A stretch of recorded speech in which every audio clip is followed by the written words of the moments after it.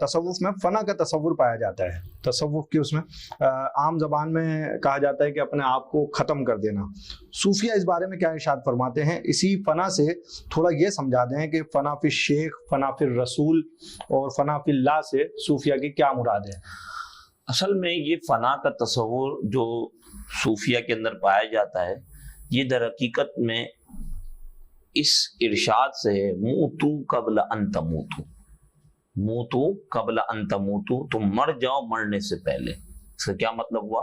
کہ تم جو ہے وہ اپنے آپ کو ختم کر دو، اپنے آپ کو لاشے کے درجے میں لے آؤ کہ میں تو کچھ نہیں، بس میرا تو کوئی وہ نہیں. جیسا کہ آپ بزرگان دین کی زبانوں سے سنتے ہیں کہ ہر معاملے کے اندر وہ کہتے ہیں یہ تو اللہ کا فضل ہے، بڑی سے بڑی کرامت دکھانے کے بعد بھی کہتے ہیں یہ تو اللہ کا فضل ہے، یہ تو اسی کی مہربانی.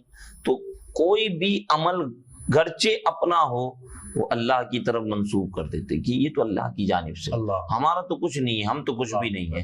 یہ در حقیقت میں فنا ہے. مولانا روم رحمۃ اللہ تعالیٰ علیہ نے مثنوی شریف کے اندر اس کو سمجھاتے ہوئے ارشاد فرمایا، کہا کہ ایک شخص تھا اپنے محبوب کے دروازے پہ جاتا ہے اور دروازے کے پہ جانے کے بعد جو ہے دستک دیتا ہے، اندر سے آواز آتی ہے کہ آپ کون؟ تو کہتے ہیں کہ میں محب تمہارا، میں محبت کرنے والا تمہارا. جی جی. بولا اچھا، مطلب یہ ہے کہ تم ہمارے محب نہیں ہو، چلے جاؤ. وہ چلا جاتا ہے. پھر جو ہے نا کچھ دنوں کے بعد آتا ہے، پھر دستک دیتا ہے، کہا کون؟ کہا کہ جو ہے وہ میں تمہارا محب، تم سے محبت کرنے والا. بولا نہیں نہیں، تم محبت کرنے والے نہیں ہو، تم جو ہے نا دوبارہ چلے جاؤ. پھر وہ چلے جاتا ہے. تو کچھ عرصے کے بعد وہ آتا ہے، کہا کون؟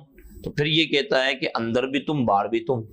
اس نے کہا ہاں اب تم محبت کرنے والے ہو، کہ جب تم نے اپنے آپ کو ختم کر دیا کہ پہلے تم کہتے تھے میں محب، میں تمہارا محب، میں تمہارا محب، یہ میں کی جو تم نے رٹ لگا کے رکھی تھی، اب تم کہہ رہے ہو کہ اندر بھی تم اور باہر بھی تم. تو مطلب یہ ہوا کہ تم نے ہمیں ہر جگہ تصور کر لیا اور اپنے آپ کو ختم کر دیا. تو یہ وہ چیز ہے جس کو فنا کہا جاتا ہے کہ بندہ ہر جگہ محبوب کے تصور کو لے آئے اور اپنے آپ کو ختم کر دے. تو اس کی پہلی سیڑھی جو ہے، پہلی سیڑھی اس کی وہ اپنے شیخ کے ساتھ ایسی محبت ہونی چاہیے، اپنے شیخ کے ساتھ محبت ہونی چاہیے. اور پھر یہی آپ اگر اس کو آگے بڑھا لیں تو پھر یہی جب شیخ میں کامل ہو جاتا ہے تو بندہ رسول اللہ تک پہنچتا ہے، پھر فنائیت رسول اللہ کی حاصل ہو جاتی ہے اس کو، اور پھر جو ہے وہ فنا فی اللہ کے درجے پر پہنچ جاتا ہے. تو ناظرین محترم، فنا ہی اصل بقا ہے. اور جو ہے فنا فی الشیخ کے معنی ہم نے جانے کہ مٹا دے اپنی ہستی کو اگر کچھ مرتبہ چاہے، کہ دانا خاک میں مل کر گلے گلزار ہوتا ہے.